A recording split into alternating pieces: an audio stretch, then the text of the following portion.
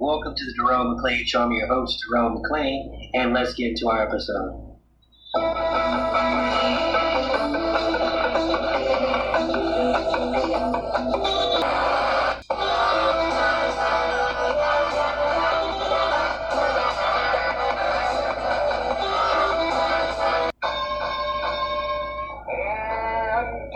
Intelligentsia, the endem of sarcasm, the nutty professor to your whack-ass marmalade.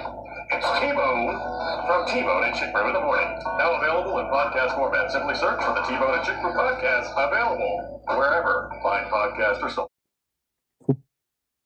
Radical Muslims, messianic mullahs, religious nut jobs. Sound familiar? That's how the Trump administration has described the rulers of Iran over the last couple of months in an effort to justify starting an illegal war that has now destabilized the entire Middle East. This is a regime that is led by radical Shia clerics, by people who believe that it is their calling and their purpose in life to usher in the end of the world. It's not the politics, it's their whole philosophy, it's their whole, where they come from. It's terrible. A violent, messianic, Islamist ideology chasing some sort of apocalyptic endgame. Yes, according to the Trump administration, religious extremists in Iran are looking to trigger the end times and bring about Judgment Day once and for all. But as the saying goes, bigots in glass white houses shouldn't throw stones. It's a message that should be delivered from God's mouth to the ears of none other than Defense Secretary Pete Hegseth, who has literally prayed for war, violence, and lethality against the people of Iran in the name of his God. Just have a listen to what he had to say during this recent Christian prayer and worship service at the Pentagon. Give them wisdom in every decision, endurance for the trial ahead, unbreakable unity, and overwhelming violence of action against those who deserve no mercy. Let justice be executed swiftly and without remorse, that evil may be driven back and wicked souls delivered to the eternal damnation prepared for them. We ask these things with bold confidence in the mighty and powerful name of Jesus Christ, King over all kings, and amen. Yes, you heard that right. The head of the world's largest military called on Jesus Christ himself to help his forces unleash overwhelming violence on Iranians and deliver their souls to eternal damnation, where they belong, apparently. Go into any random mosque in America on a Friday, and that's not the kind of sermon you'll hear from the imam, I can assure you. Let's call this what it is. Religious extremism. And don't take my word for it. Take the Pope's. In his first Palm Sunday homily, Pope Leo took direct aim at Hegseth and set the record straight about God. Brothers and sisters, this is our God, Jesus, King of Peace, who rejects war, whom no one can use to justify war. He does not listen to the prayers of those who wage war, but rejects them, saying, even though you make many prayers, I will not listen. Your hands are full of blood. And Pete Hegseth's hands are certainly covered in it, because here's just a taste of what the self-styled Secretary of War has vowed to unleash on Iran. This was never meant to be a fair fight, and it is not a fair fight. We are punching them while they're down. We are not defenders anymore. We are warriors, trained to kill the enemy and break their will. No stupid rules of engagement, no nation-building quagmire, no democracy-building exercise, no politically correct wars. Today will be the largest volume of strikes since day one of this operation. Tomorrow, even more than today. The only ones that need to be worried right now are Iranians that think they're going to live. Perhaps Secretary of War Crimes is a more fitting title for him. In fact, House Democrats have launched a new, albeit doomed to fail, impeachment effort against Hegseth, citing his alleged war crimes. And the truth is, Pete Hegseth had his sights set on a sort of holy war long before he was appointed to his current position. Look no further than his obsession with the Crusades. Yes, the holy wars that happened over 1,000 years ago. Hegseth has a Jerusalem cross tattooed on his body, a religious symbol tied to the Crusades, in which Christian extremists waged ruthless, bloody wars to take Jerusalem back from Muslim rule. Also tattooed on his body, the Latin term Deus Vult, or God Wills It. In his 2020 book titled American Crusade, surprise, surprise, he describes the term as a rallying cry of Christian knights as they march to Jerusalem. And as the New York Times puts it, Hegseth argues in the book that the Crusades were justified because they saved a Christian Europe from the onslaught of Islam. These days, Deus Vult, by the way, is associated with the far right. with Christian terrorists, in fact. Oh, and speaking of his tattoos, Hegseth also has the Arabic word kafir inked on his arm, which means non-believer. And as if wearing blatant Islamophobia on his sleeve isn't enough, he also reportedly shouted, "Kill all Muslims," over and over again during a drunken episode at a bar in 2015. So look, it seems pretty clear that Pete Hegseth has been itching for another holy war against Islam for years. And this modern-day Christian crusader has had his eyes in particular on the Islamic Republic of Iran. They have their own caliphate. They want to export it. They need to come back to the table for talks on their nuclear capabilities. They need to come back limping and begging. I don't care about Iranian cultural sites, and I'll tell you why. If Iran could, if you understand the Islamic Republic of Iran, they would destroy every single one of our cultural sites and build a mosque on top of it. It's not just a war against America's mortal enemy, it's a war against Christian America's mortal enemy. Because a key part of Hegseth's religious ideology is, of course, Christian nationalism. Liking this video? Now don't just watch, hit like, share, and subscribe. And tap the bell so you never miss a video or live show. But if you want early access to exclusive content, then you have to head to zeteo.com and subscribe now. You'll be supporting fearless, independent journalism. Hegseth is affiliated with the Communion of Reformed Evangelical Churches, an ultra-conservative network of Christian congregations co-founded by Pastor Doug Wilson. Wilson is one of the loudest religious voices pushing Christian nationalism, and here's what he had to say about it in a 2022 blog post. And not only has this Christian nationalism thing been done before, it has been done in America before. If we succeed, this will not be Christian America. If we succeed, this will be Christian America 2.0. This will be Christian America again. This will be America as the prodigal son, tired of the pig food, coming home to his father.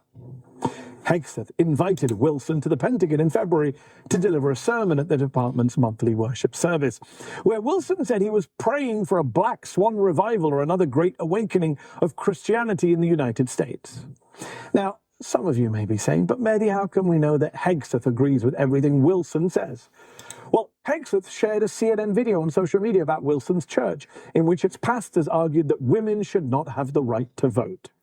Even the Iranian mullahs don't say women shouldn't be allowed to vote. And now, let's hear from Hegseth himself on the subject of Christian nationalism. America was founded as a Christian nation. It remains a Christian nation in our DNA if we can keep it. And as public officials, we have a sacred duty 250 years on to glorify him. Let's also take a look at the Defense Secretary's closest spiritual advisor, Brooks Potega, who is also affiliated with Wilson's church. He recently appeared on a Christian nationalist podcast, literally called Reformation Red Pill, to talk about James Tallarico, the Democratic nominee for Senate in Texas. Here's what he had to say. I pray that God kills him. Ultimately, that means killing his heart and raising him up to new life in Christ. That's the first thing. We want him crucified with Christ. And despite calling for Tallarico's death for God to kill the Democratic Senate candidate in Texas, Potega is seen as a welcomed spiritual figure at the Pentagon. Just last year, he was billed as the main speaker at the Pentagon's monthly worship service and was even given a warm introduction on stage by Hegseth himself. Don't even get me started on the fake Christian sermons that Pete Hegseth gives. Here he is quoting the Bible. Oh, wait, is it Pulp Fiction? The path of the downed aviator is beset on all sides. The path of the righteous man is beset on all sides. By the iniquities of the selfish and the tyranny of evil men. By the iniquities of the selfish and the tyranny of evil men. Blessed is he who, in the name of camaraderie and duty, shepherd the lost through the valley of darkness. For he is truly his brother's keeper and the finder of lost children. Blessed is he who, in the name of charity and goodwill, shepherds the weak through the valley of darkness. For he is truly his brother's keeper and the finder of lost children. Look, Pete Hegseth is not hiding the fact he's a Christian nationalist. He's not hiding the fact that he's surrounded by religious extremists, by nut jobs. And he's not hiding the fact that he's waging a modern-day crusade against the boogeyman that is Islam. He's actually trying to ingrain this ideology in virtually every branch of the military. Just recently, the Military Religious Freedom Foundation received over 200 complaints of high-ranking commanders proclaiming that the war in Iran is part of God's divine plan, and President Trump has been anointed by Jesus to light the signal fire in Iran to cause Armageddon and mark his return to Earth. Okay, then.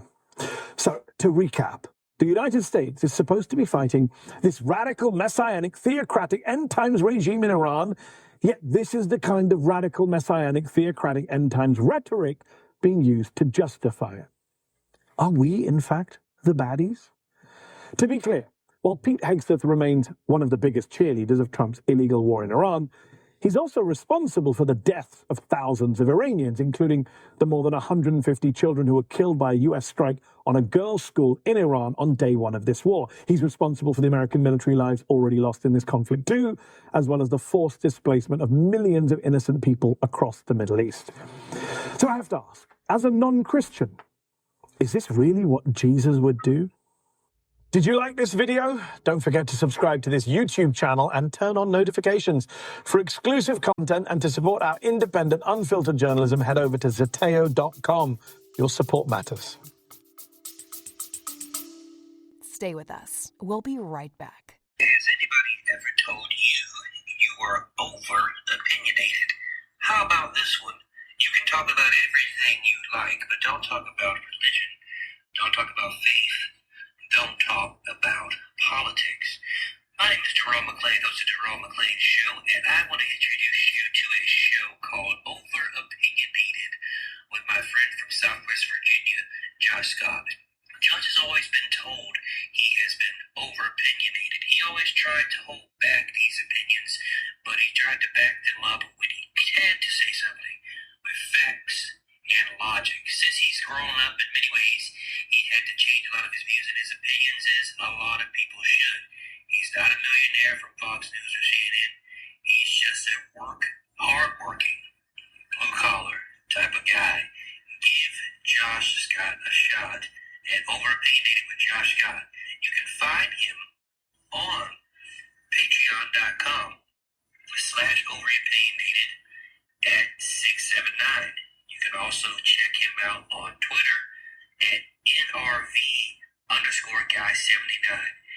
Overopinionated with Josh Scott. Why, he is this soft-spoken guy telling you the truth. We talk about a lot of serious topics on this show. One very serious topic is women's health. One company that stood out to me was vslay.com, because the owner is very transparent about her own struggles in the women's health department and has great customer service, great deals, and frequent sales. You can check her out, her great customer service, products about women's health, and frequent sales at www.vslay.com. That is www.vslay.com. Is Sunday morning. I'm just going to come here to give you all a little bit of a roundup of everything we know about that shooting that happened last night at the White House Correspondents Dinner. Lots of details. We've chosen to take a little bit of time so we can provide you a fulsome picture. And of course, we're going to have more details for everybody tomorrow. Let's go ahead and start here with the video of what happened. This is by far, I think, the most close-up video that we can all see that was taken by a Getty photographer. So I'm going to go ahead and play a little bit of this, and I know that some of the imaging here is a little bit chaotic. There we go. This is the video of the vice president and the president being escorted from the stage of the White House Correspondents' Dinner. Let's take a watch.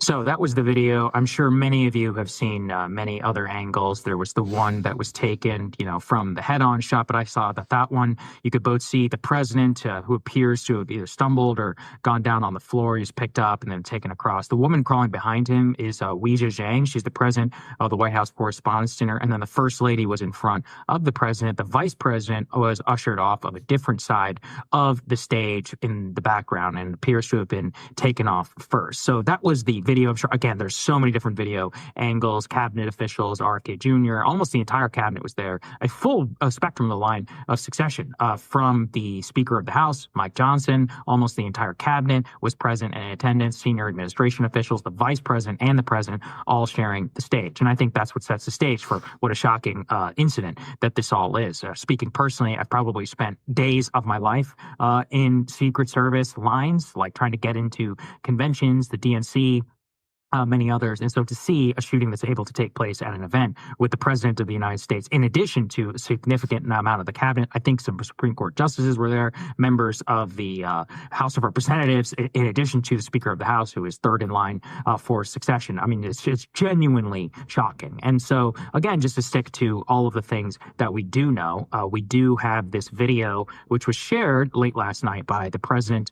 This is the video surveillance photo of the president shared, which appears to show the gunman, and I will give you some details on him here in a little bit, actually charging the Secret Service cordon. Obviously, the video is very grainy, but we can take a look here. It looks like this is a Secret Service perimeter, and you're about to see him come running through. So you can see him, he's sprinting through with a gun, and immediately these Secret Service agents spring into action. Now, a little bit of what we do know here is that the gunman appears to have popped some shots off with a makeshift shotgun. The shotgun did appear to hit a Secret Service agent in a bulletproof vest, who's been transported to the hospital and is fine. That's all what we know so far in terms of the weapon that was used actually in the course of the shooting. Now, witnesses describe 5 to 6 different shots. It appears that some of those shots were initially fired by the gunman, then Secret Service firing at him. However, it is important to say, and I think this will get a little bit later on here in a little bit about what exactly happened, is that the suspect appears to have been taken in custody.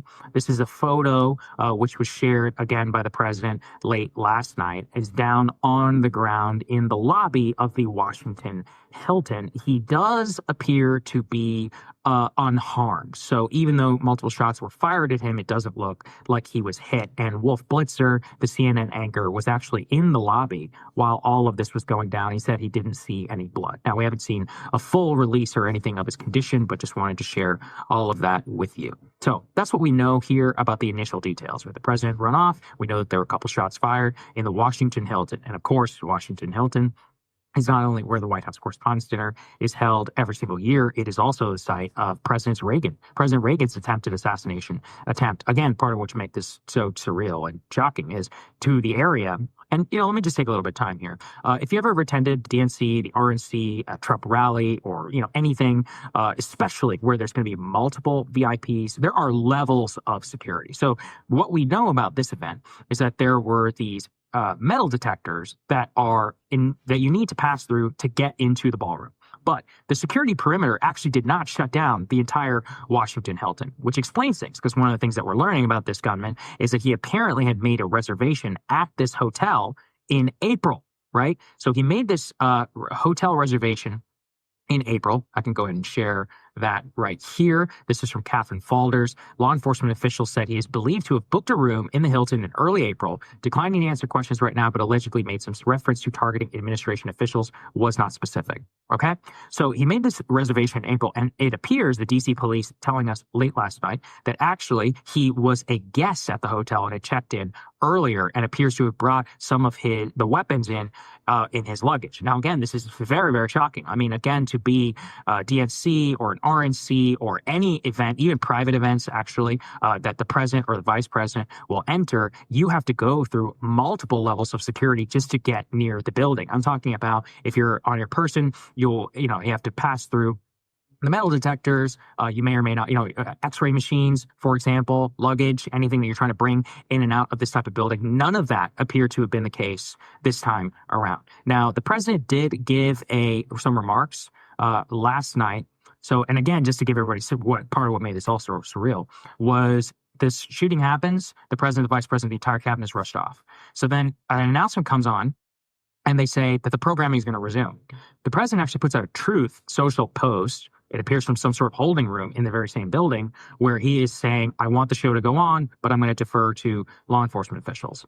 Eventually, the Secret Service is just like, we have to cancel this entire thing. The president has to leave. So he leaves. He actually goes back to the White House, calls a press conference at some 10:30 p.m. Eastern time. Many of the reporters you will see are in their regalia because they ran from the Washington Hilton back to the White House. I'm trying to think. I've done that a couple of times. It's not that close. Maybe a mile and a half, like 2 miles, something. So anyway, so many of them were sweaty, and some of them apparently took scooters. So here's some of the remarks. I'm going to play a little bit of them just so you can get a sense of what the initial statement from the president was. This was an event dedicated to freedom of speech that was supposed to bring together members of both parties with members of the press. And in a certain way, it did. Because the fact that they just unified, I saw a room that was just totally unified. It was in one way very beautiful, a very beautiful thing to see a man charge a security checkpoint armed with multiple weapons. And he was taken down by some very brave members of Secret Service, and they acted very quickly. And have just released, for purposes of transparency, clarity, I've ordered it to be put out. You probably have it by now. Put out on Truth and put out on many other platforms. A tape showing the violence of this thug that attacked our Constitution, and also showing how quickly Secret Service and law enforcement acted on our country's behalf. Okay, so that was the initial statement. It was really, not too many questions, but basically detailing what happened. Kash Patel also was in attendance. He was rushed out. You can read some of the details of how all that went down, which perhaps, we'll definitely have a lot more to say. But tomorrow, I'm just trying to do a general news roundup. Now, in terms of the suspect, some of the things that we know now so far, I'm going to go ahead and share this from the Wall Street Journal. The suspect's name is Cole Allen, who is now in custody after an attack outside of the White House Correspondents Dinner. He's a graduate of Caltech University. He was a Teacher of the Month, and he has been named as the Washington shooting suspect, 31 years old. He was from Torrance, California. So what we know, as you can all see here, is that he was armed with a shotgun, handgun, and knives, and was a guest at the Washington Hilton where the dinner was taking place. They have not yet shared a motive. As they said, the Trump has called the shooter, quote, a lone wolf and a whack job. Allen graduated from Caltech, one of the most academically rigorous schools in America, in 2017 with a degree in mechanical engineering. Appears to have been an intern or a fellow, I think, at JPL with NASA. So very, very bright individual. He was registered with no party preference, donated $25 to Act Blue in 2024 with a memo, quote, earmarked for Harris for president. He worked as a teacher at C2 Education, a private tutoring and test prep company where he was named the Teacher of the Month in December of 2024. And he also pursued a master's degree in computer science from Cal State University. Posted a photo of himself in a cap and gown last year on LinkedIn, writing, pretty sure my master's in CS is done. Lives in Torrance, 15 miles from Los Angeles, in a middle-class neighborhood primarily composed of single-level ranch homes. A blue scooter was parked on his lawn, and a neighbor said he had seen Allen riding it around the neighborhood. So obviously, big questions here. How did he even get from Torrance, California to the White House Correspondents' Dinner? We do know a little bit about that from the initial statement here, which was released by the Deputy Attorney, or I guess the Acting Attorney General now, Todd Blanche. He said in an interview this morning that the suspect, Cole Allen, traveled from LA to DC via train and passed through Chicago on the way. And so obviously a very, very long way of getting across, likely, perhaps transporting weapons, the handgun, the shotgun, and the knives that he had in his in his luggage, which he used and checked in the hotel. But obviously, premeditated attack. If you're booking a hotel long in before, we don't really know a lot about him, and he is not really cooperating with authorities. They're telling people that he was targeting, quote, administration officials. So obviously, huge question marks surrounding still this entire incident. I think the big story outside of, not just the official details. And let me just, of course, say, I'm just choosing to do an entire news roundup. For many of you who still have bigger questions about the assassination, the assassination attempt, we will or perhaps even just a shooting. I shouldn't even necessarily say that. We don't know any of that yet. We will do more of a deep dive tomorrow. The team and I, we're all researching all of this, but I'm just sticking with what we know and what the official story is now so far from the government. So I just want to make that very, very clear. Here is a weird and frankly bizarre comment from the Deputy Attorney General, Todd Blanche, who said that the gunman was able to fire 5 to 8 shots when he charged through a security checkpoint outside the dinner. And she asked, was this a massive security failure? And he says, to the contrary, it was a massive security success story. Let's take a listen. The gunman was able to fire at least 5 to 8 shots when he charged through a security checkpoint outside the dinner. Was this a massive security failure? To the contrary, it was a massive security success story. I mean, if you think about what happened as far as what we know right now, this suspect barely breached the perimeter. And so when you have a perimeter of a situation like we had last night, where you had over 2,000 people in a room, including the leaders of this country and many other dignitaries, you have a perimeter where you have law enforcement willing to risk their lives to keep people who don't belong from getting in. This man, from what we know from video surveillance and from witnesses who were there, barely got past the perimeter. He was immediately subdued. And yes, he got off a couple shots. Our brave Secret Service agent who took one to the chest, although he was wearing a bulletproof vest. The president talked to him last night from the Oval Office. He was in great spirits. He was very appreciative. The president expressed his appreciation. Okay, so you can see there that the Deputy Attorney General is calling this a massive security success story. I can just say as an independent person, I don't think that is in any way true. So the Washington Hilton, as I said, I've been to that hotel many times. I used to live right next to it. And that Washington Hilton, apparently, so there's the ballroom, which is inside of the hotel. But the rest of the hotel was not locked down, not just for guests. And obviously, he was a guest at the hotel. And the security, no, there was no x-ray luggage. I have attended events in the past as a reporter where I had a suitcase or something like that. Let's say I had to bring it to an event that had to be passed through an x-ray machine. And I'm talking about hours before any sort of VIP were even going to get there. So that's what kind of makes this a little weird, right? So there's no standard security protocol. So there's that.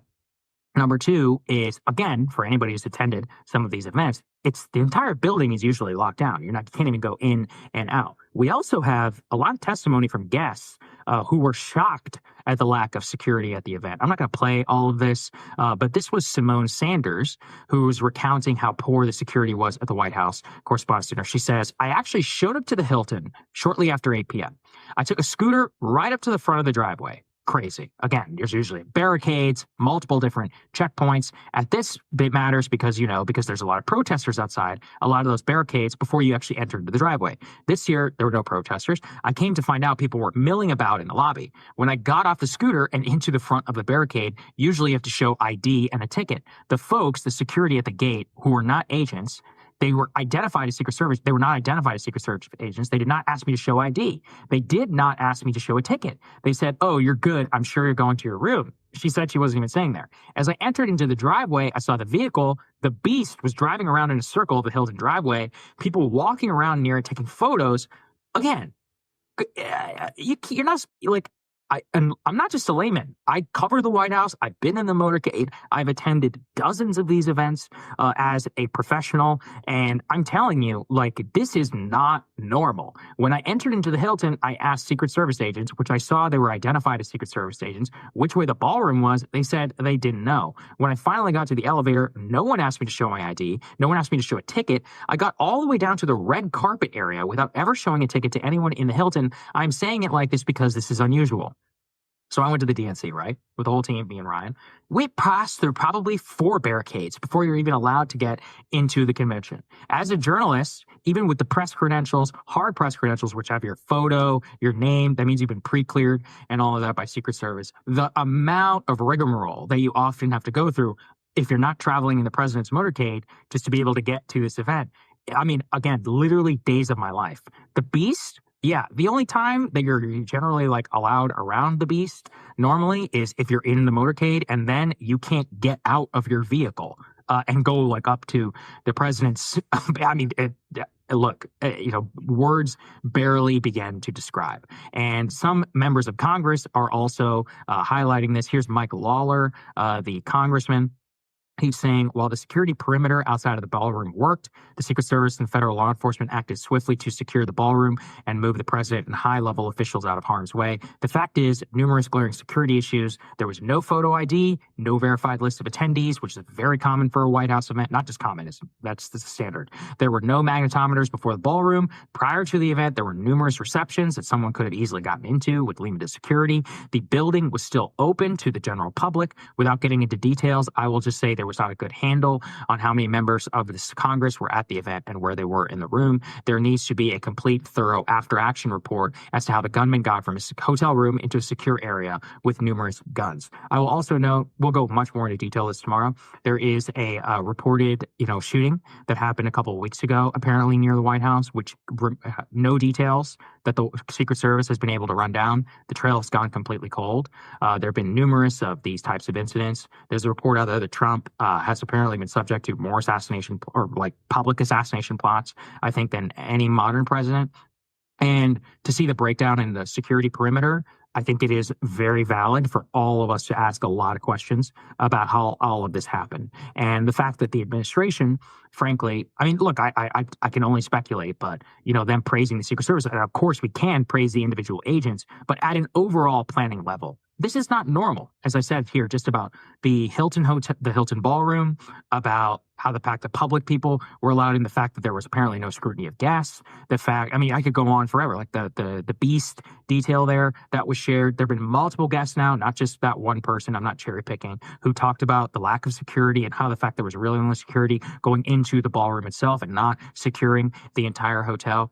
The fact, look, who is this guy? Caltech University, not currently cooperating. We know took for a train from California to Washington, D.C., booked a room sometime in April. That's, more sophisticated level of planning necessarily than some sort of opportune style moment, maybe akin, I would say, to the Vegas shooting that happened. I think that was in 2017, which remains, totally basically unsolved in terms of why that any of that even happened today. Still tons of questions around all of that. So everybody, be very scrutinous, I think, of a lot of the statements. And it's not like, you have good reason not to have total faith in Kash Patel, who is said to be leading the investigation. So, yeah, we're going to spend a decent amount of time going through even more of what we don't know, some of the statements made by the president, by the press secretary before any of this and all happened. But I did just want to give a full rundown of everything that we know right now, with also the appropriate level of skepticism, as we have seen. Look, it's a breaking situation. Things are always wrong. Don't forget that. Initially, CNN said that the shooter was dead. Now they said he's not even hurt. Initially there was, somebody might have been shot. And yes, it was a Secret Service agent, but, he wasn't shot and hurt. So I guess it is technically true. But there's a lot of details like that were very chaotic. Also, the Secret Service, and security details of all these cabinet officials running in and escorting these people out. And then what happened, in the hours after that, and what exactly the detail and decision to cancel the event, what that all kind of broke down into. So there will be quite a bit, I think, of talking about this now in the coming days. And last thing, just to give you a little bit of a preview of what the main takeaway from the president and some of his supporters are, here is Trump this morning.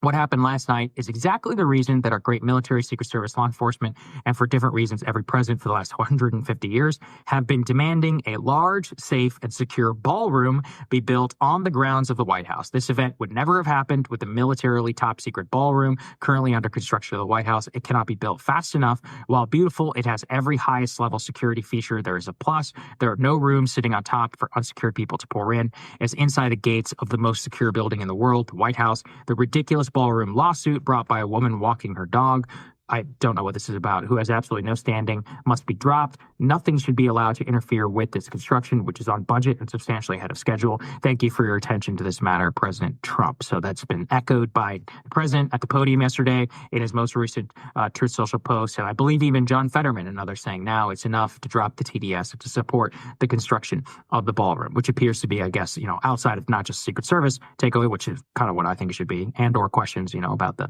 official story, is also about the ballroom, right? So apparently, this is now the reason why it absolutely must and has to be built. We can talk about that at a later time. Don't usually want to immediately pile on with, obviously, which is not the most important story of this. So I hope this is helpful for kind of understanding everything that from shooting, what we know, suspect, Caltech grad Cole Allen, currently in custody, the fact that the president, the initial statements and all that about how and what this all went down from law enforcement. Then we got to the ballroom, which seems to be like a bigger thing and much bigger question to me. United States Secret Service. I don't know why I've been wasting all my time in all these lines if this is going to keep happening, something like this. So that's just my own personal takeaway. It really is just, can't understate enough. I'm sure you've heard this from every person who's, quote, in the know. But, if you've ever had to been through so many dozens of these types of things, it's crazy. That was my first takeaway. I could not believe the security failure just in terms of the perimeter and how it all went down. I've never seen anything like it, and I have been to multiple of these types of events over the years. So that's what we got, and we will see you all tomorrow, as we said, with some bigger questions if we need to about some of the information that's coming out, the fallout, and any potential investigation and new details. Thank you all very much. We'll see you later. This is a good transition to talk about what we already see in terms of the economic impacts of this war. Let's put C1 up on the screen. This is from Tracy Alloway of the Odd Lots podcast, fantastic podcast, great reporters. And she's got information here about food inflation. Costs for food companies jumped almost 8% year over year in March. That's versus 4.2% in February. This is basically just from higher fuel costs. We're still waiting for the impact of higher fertilizer, plastics, et cetera. So what she's saying there is this is just the beginning. This is just when you're considering, okay, gas prices and diesel prices have gone up. That's now being reflected in costs for food companies. And of course, they're not going to just take that. They're going to pass it on to consumers. But what she's saying is that doesn't even deal with these longer term impacts like fertilizer. The higher price of fertilizer is something that farmers are shouldering right now during planting season. That is going to mean that down the road, when those costs also get incorporated into food prices, prices are going to continue to go up. I don't feel that I even need to really explain this because we all basically lived through all of this through COVID. We saw the way that inflation built and built and built, and that this was not something that just happens when you flip a switch. There are follow-on effects that continue even after the worst parts of the crisis are finished that take a long time to work their way through the system. So what she's saying here is we are now just starting to really see the impacts and that this is just the beginning. Yeah. I hate, there was a lot of accusations of doomerism in the beginning, but it's because, and I think anybody who's been watching the show for long enough period, we all lived through Russia, Ukraine together. And just because things seem to be fine, they're really not. The entire global economy completely shifted. The energy markets dramatically changed. The amount of LNG, a reliance on Qatar became dramatic. And then we've got into a war with Iran, and now the Strait of Hormuz is closed. That's why we talk about, everybody seems to believe, let's say with COVID, we had the lockdowns that came in March. When did we really start to feel the supply shock? July? Maybe August? It took a while, right? Because we had just-in-time delivery. So there was this decent amount of stuff that was on hand. And then with closure and with the shipping containers and all of those supply chain problems, we began to see shortages and problems in July and August. But the real-time inflation hit when? When the things started to reopen, demand was high, and the supply, it took, I would say, over a year probably from the lockdown for everything to show up. But because we lived through all of that, plus Russia, Ukraine, we have now seen the story play out multiple times. Like, you are not going to have things end overnight. However, there is a dramatic under appreciation. Gas is still $4 a gallon. Mm-hmm. Gas was $2.90 6 weeks ago. Diesel's like $5.20 something a gallon. Like, am I taking crazy pills? Like, when have we ever seen gas go by over $1 in a single month and then stay there with no real end in sight, to the point where the president is, bemoaning his energy secretary for saying maybe gas will have a 3 in front of it next year sometime from now.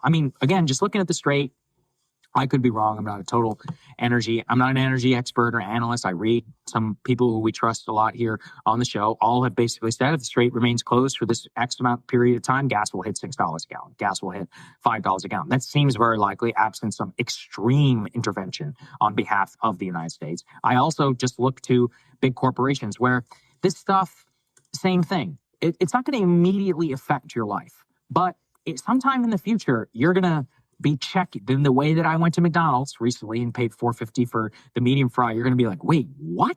Whenever you try to check out. Let's go to the next one. Put this on the screen. The United Airlines CEO has now come out and say fares may need to rise by 20% to offset the fuel charge, jet fuel costs. Quote, signaling a significant test of consumer willingness to absorb higher fare as the industry grapples with volatile oil prices. This was on their earnings call. He said, United is aiming to recover the full increase in fuel costs as quickly as possible and expects to move toward a 100% pass-through. God, don't you love corporate speak? A 100% pass-through as it targets double-digit pre-tax margins next year. What does that mean? So again, corporate speak. Yields need to increase by 15 to 20%, whatever it comes to. That means what? That means your ticket price is going to go up by 1/5. Every cost increase for them, they're passing directly to you, and potentially an increase above and beyond that. I mean, that's what we saw the last time there's a huge inflationary spike, is that corporations, I can get away with raising my prices even beyond the cost of the increase in inputs. Of course, I'm going to do that. Yeah. And so that's why you have corporate profits as a share of the economy that continue to be at all-time highs, even as costs go up, because they've taken advantage of that dynamic. And of course, they'll do the same thing again. Oh, totally. And yeah, let's just do like back of the napkin stuff. Most people take some small vacation in the summer statistically. And let's even put aside Europe. You're already upper middle class if you can afford to do that. Let's just say here in the US, you want to go to Disney. Oh, by the way, Disney prices are very high. But let's say you got to get to Disney. So let's say family of 4, it was going to cost you $600 a person. If you're flying from California, whatever, Midwest, $500, something like that. Now it's $750 per person. And you're like, oh, okay, well, that's a lot of money, right? And so then you have the increased jet fuel cost. Oh, and then you need to do a rental car. Oh, well, the rental car cost has gone up too because of gas and because of increased insurance. And then, the Disney cost has also gone up because they have all this energy input and stuff that they have. I mean, this is craziness. And that's just vacation. That's the easiest thing. And your budget's already been stretched at home because of increased gas prices and increased food prices. So things are tighter to begin with. Yeah, you're just going to say, we can't do it this year. Right. We'll go somewhere else. We'll drive to the lake here instead of.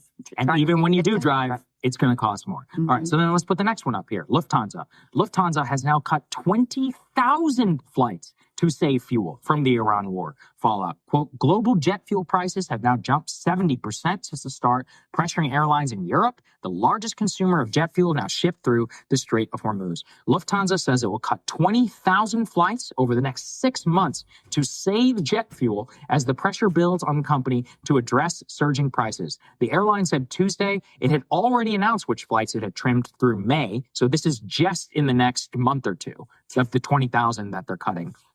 And overall, that the cuts would save 40,000 metric tons of jet fuel through the end of October. So basically what that means is that they're going to have to cut any of the lesser demand, routes. It's over. So yeah, if you're flying to Smolensk or something, you better drive, I guess. And the head of the International Energy Agency had already said last week, Europe has exactly 6 weeks of jet fuel supplies left, and they're already meeting on Tuesday to discuss the energy crisis. So likely, I could be wrong. I'm guessing, just thinking about the intersection of business and government in Europe, it's almost certain that the German government was like, look, guys, this is all going to get cut. They're like, this is a national, a national crisis. X amount of, you need to save 40,000 metric tons to give us some runway. Any flight which is even remotely unprofitable, it's got to go like immediately. And then all the fare prices, they have to go up. Another thing we really haven't grappled with is the Gulf. If hostilities resume, that is a massive amount of air traffic that can no longer move through. Dubai was one of the busiest airports of the world. That's right. Like millions of people flew through there. So that means almost especially here in America, a lot of the way that people were going to Asia, Asian destinations, was via Doha, via Dubai, and via Abu Dhabi. Now they would have to fly via Europe, which is already strained and having to cut flights. You could just see an escalation here where unless you got to go for business purposes and like you really got to go, you're just not going to go. Period. Yeah. Well, and here at home, the weakest players are already collapsing. And we could put C4 up on the screen, and it looks like our government is going to bail out Spirit Airlines by buying a stake in it.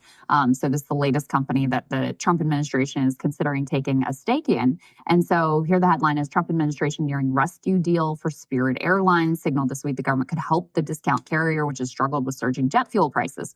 Trump administration nearing a rescue deal. They're struggling to survive during a run-up in jet fuel prices. Now, they had some issues that predated this, but this is like the thing that is really pushing them over the edge. Under the agreement being discussed, the U.S. government would loan the embattled discount carrier as much as $500 million, receiving in return warrants to take a potential significant stake in Spirit. People familiar with the matter said the investment could help keep Spirit afloat as it seeks to emerge from its second recent bankruptcy filing. So now our government is basically creating distressed assets because of our insane policy and decision to get into this war, and then buying up parts of those distressed assets.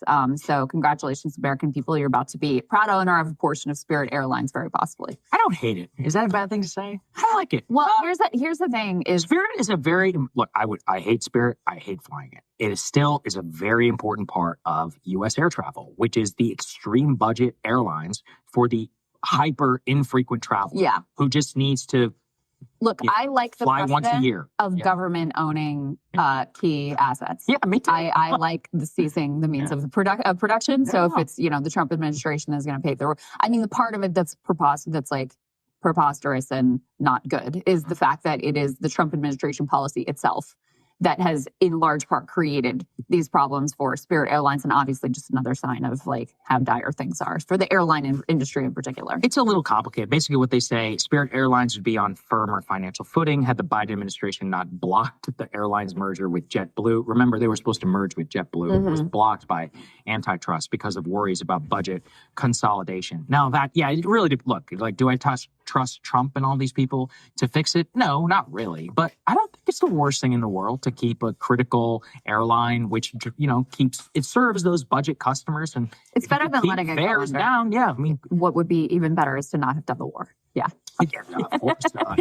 Again, let's all be fair. They've been in Chapter 11 for years. Airlines itself, I don't even really know how they make money. Actually, I do. It's from credit cards. But in terms of actually flying, I still don't really. Well, and not just from credit cards, it's from financial speculation. A lot of the larger airlines in particular are as much financial entities, trading as they are hedge funds, as they are actually airlines. Yeah, I remember reading once, it was half of the profits or something from American come from freaks like me who are always gaining airline miles from all the swipe fees from people who use their credit cards for frequent flyer mile. A significant portion of their profit only comes from credit card swipe fees, which is kind of crazy. That's why they push it so hard. That's why every time you're on a plane, they're like, you get 25,000 more miles if you sign up right now. I always want to be who's doing that? You sign up for a credit card on an airplane? That's kind of crazy. No? Maybe it's just me. Somebody's doing it. It works. Continuing. Let's go and put C6 up on the screen here. So one more impact that we're facing now. Aluminum faces a black swan supply shock, according to this analysis. This is, of course, due to the war in Iran's triggered a supply shock that will lead to major shortages this year.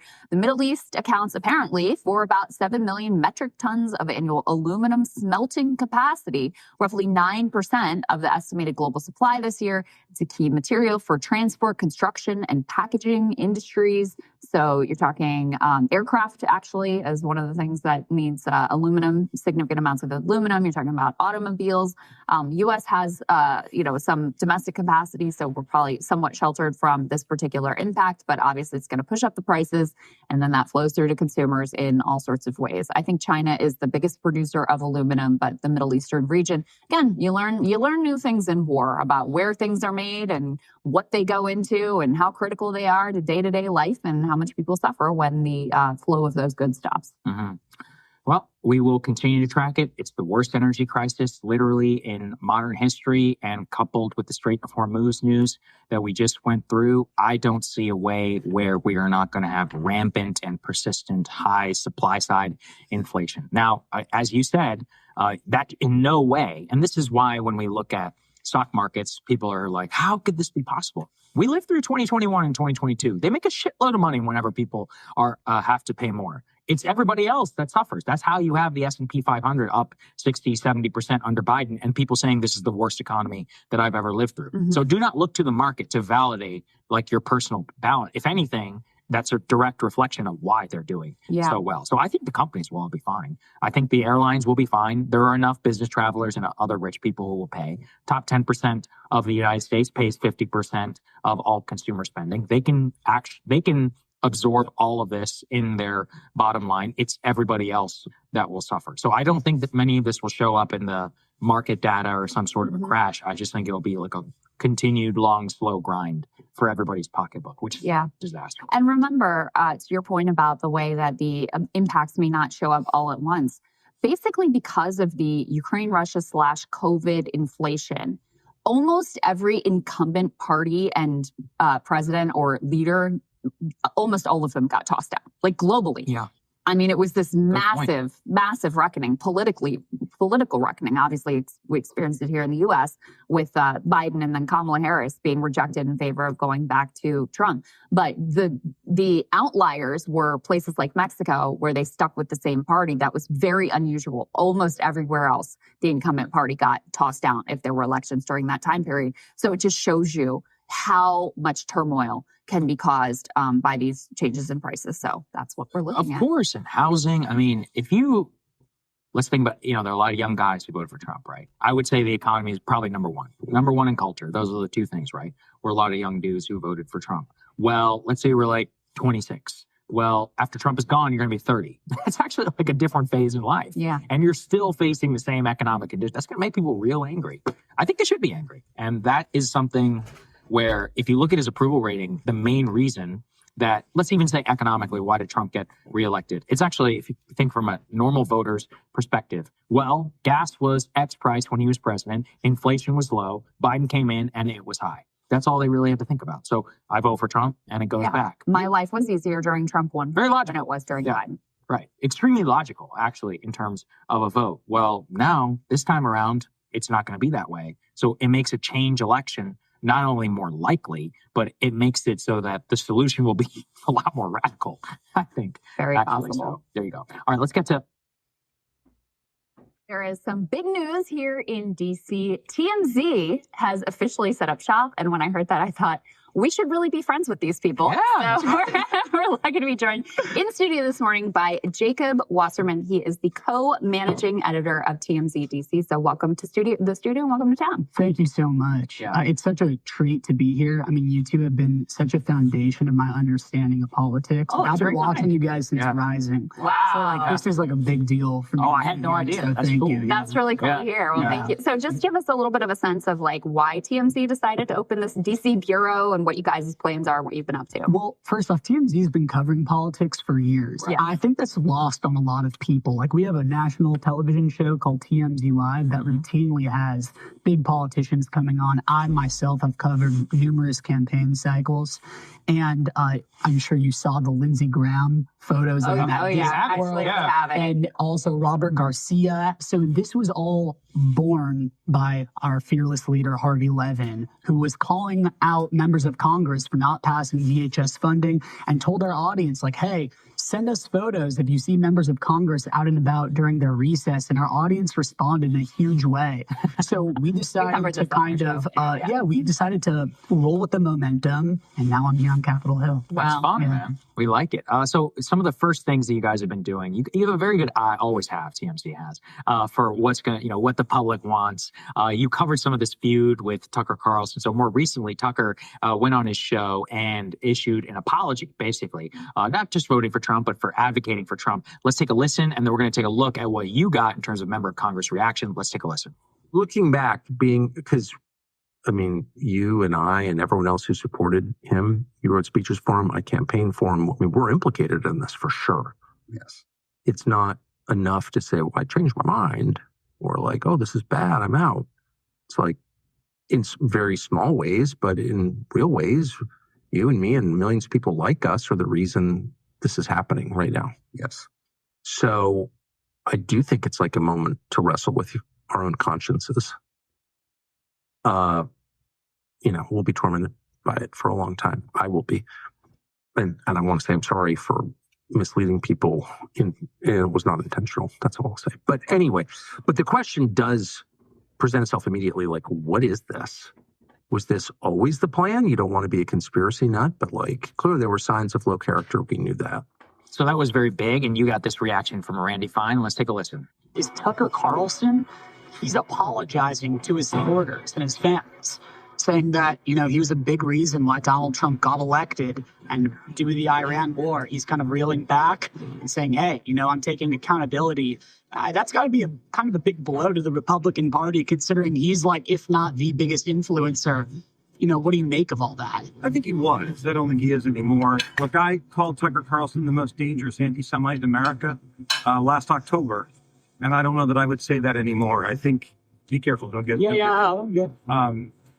I think he's lost so much credibility within the party. I wouldn't make that statement that he's the most, whatever you described him as. The most dangerous anti-Semite? He was in December, sure, because he was espousing anti-Semitic views, trading on a reputation that he created over all of his time in Fox News. My father was someone, we're going to go this way. My dad was someone who would hang up the phone with me when Tucker was on, because he loved him. And, watching his sort of descent into the mental sickness that he has is very... Okay, well, clearly you're not a fan. No. All right, so that's what you got there, Jacob. So talk to us about how you guys choose stories, and what you decide. So this, as I'm sure you've seen now, there's hundreds of reporters on Capitol Hill. One of the fun things about Capitol Hill is you can go stick an iPhone in everybody's face. How do you choose what to ask different people? Well, there's not much of a science to it. It's like we just are paying attention to what's online and seeing what the big stories are. That day it was Tucker Carlson going against Trump. Right. So we're going to ask someone about it.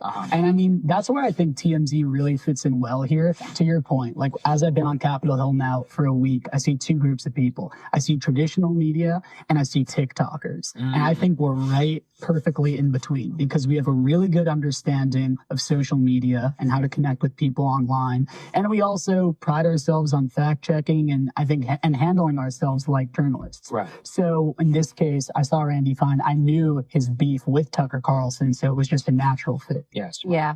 Have you studied up on because I feel like some of these characters I would recognize, but not all of them. In fact, I'm not even sure I would have recognized Randy Fine. He's got the beard going, and clearly, on some sort of weight loss regimen from his peak. So have you studied up? Do you have a Facebook that you're trying to memorize? Well, to your point, I mean, my colleague, Charlie Cotton, he actually printed out full sheets of everyone's faces. Yeah. So we do look through it because we're just getting our feet wet here. I moved to DC. I actually don't even have a place here yet. I'm living in an Airbnb. So it's all very new. And we want to get familiar with everyone. Of course, we're going to talk to the big names, but we want to get to know all 300 plus people in Congress. So I do want to ask you, there was some speculation. I know TMZ has paid for stories in the past. Is that still practice that you guys are going to employ here in Washington? No. And I'm happy you brought that up. That's not a practice. Okay. We pay for photos and we pay for videos. In the same way that other news outlets do too. It's like if you're a news channel and you throw up a Getty photo, that's not free. Right. You pay for that. Okay. So we pay for footage, but we do not pay for information. I mean, we dog stories. That's how TMZ works. And we have an incredible office in Los Angeles full of reporters, Harvey Levin, who we just get on the phone and we bang out calls. We do FOIA requests. We do all the things I think good journalists do. And I just think, unfortunately, people try to sometimes discredit us. No, I don't. No, not saying you. I see it in the ether too. Sure. So, we definitely do not pay for information, and we are 100% not doing that here. Got it. All right. Well, one of the things to your point that I think is different is you've always had, people on Capitol Hill trying to chase down representatives because you can, right? They have to come in and out of their offices. There's an opportunity there. The office buildings are open to the public, so you can just come in. But we haven't had a lot of outlets that are in independent media, which you guys aren't exactly, but that have that connectivity to what people are actually talking about online. And so more of that grassroots feel. And our, colleagues and friends over at Drop Site News, they now have someone on Capitol Hill, and it's so different. The questions that he's going to ask an AOC or who he encounters versus what the mainstream press would be asking them. I think that's part of what you guys could really, will really be in a position to exploit. Definitely. And I think what we're just trying to do is pull back the curtain on DC, and that can be found in a variety of ways. We're asking people, sometimes it could be funny, we can keep it light, we can keep it pop culture, and then we can also be straight shooters. I think TMZ is a personality, and it's it could be funny, and it can also be really serious too. So that's kind of the balance that we're trying to find, and I think it's a great opportunity for people on the Hill who want to show off their personality. And I mean, isn't the point of politics, or not the point, but part of it, to show you could get a beer with someone, isn't that what the saying? Unfortunately, as you're finding out, that's not actually. No, exactly. What a great opportunity for people to kind of shoot the shit with us, and again, serious issues, fun issues. And what has the reception been from most members? It's been mostly run away from you, or are they engaged? Absolutely not. It's actually been incredible, and we're working with people on both sides of the aisle. I mean, that's what's really important to us, is we are nonpartisan, and we've seen a huge reception from politicians. Politicians are actually they're happy to see us. Sometimes it's the staff that's a little bit tougher, but they've been great. People are usually pretty chill. Okay. At least personally, is. If that persists. We'll see. What's the press corps been like? How have they treated you? Cool. You actually just mentioned that guy from Drop Site News. I met him yesterday. He's great, super nice guy. And people in general have been really nice and encouraging. All right. Any scoops? Anything you're working on? What do you got? Well, we're definitely working on scoops. Okay. I know people know us maybe for the clips that you see when we're on the Hill, but that's only a fraction of what we're doing. We're definitely here to work on tips and to compete. We did a story yesterday, a very sensitive one. I mean, it had to do with Max Miller and his ongoing custody battle with his wife involving an injured child. And I mean, that's as serious as it gets. Yeah, but his wife is the daughter of a senator. It's Bernie Moreno's daughter. Yeah. So again, and then on the flip side, you'll see us talking to Shamari Figures about the basketball game between members of Congress. So that's what I'm saying. There's a spectrum, and we can really play in both sides of the field. Yeah. Cool. I think there's a lot to be exposed. Yeah. Welcome you to town. We're excited to see what you are able to turn up. Yeah. Yeah. I mean, listen, contact me on Twitter at Jacob Loss. You can also just email me at jacob.wasserman@tmz.com. I want to talk to everyone. Great. There's a lot of congressional staff that listen to this, so everybody take them up on it. All right. Contact Jacob. We're happy to have a lifeline to TMZ. Yeah. Happy to have you on the show. Thank you very much. Thank you for listening to today's episode. Of course, if you want to support the show, you can do so by going to www.patreon.com and getting a membership for as little as $3 a month. Again, that's www.patreon.com/The Jerome McClain Show.